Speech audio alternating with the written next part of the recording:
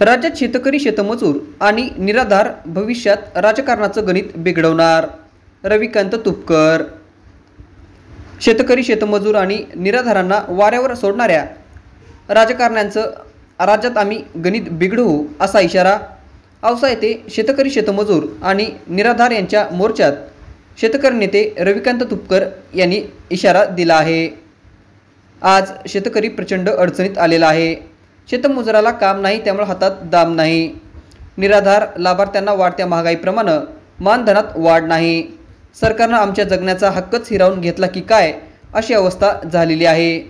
राजकारणाचा फोडाफोडीचा धंदा झालेला असताना कांद्याच्या झालेल्या वांद्याकडे बघायला सरकारला अजिबात वेळ नाही.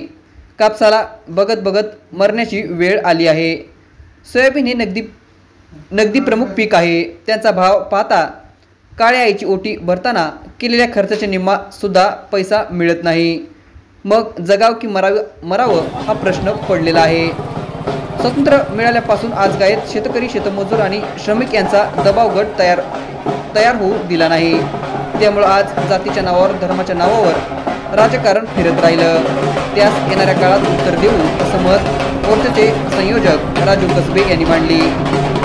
मशाल मोर्चा औषधाच्या ऐतिहासिक किल्ला मैदानापासून तहसील कचेरीवर येऊन निराधारांना मासिक 3,000 रुपये मानधन वाढवा, सोयाबीनला 10,000 रुपये भाव द्या, गतवर्षीचा पीक विमा द्या, शेती कर्ज पूर्ण मुक्त करा याशिवाय काही प्रमुख मागण्यांचं निवेदन तहसीलदारांना देण्यात आलं. या मोर्चात शेतकरी शेतमजूर निराधार दिव्यांग बांधव मोठ्या संख्येने उपस्थित होते.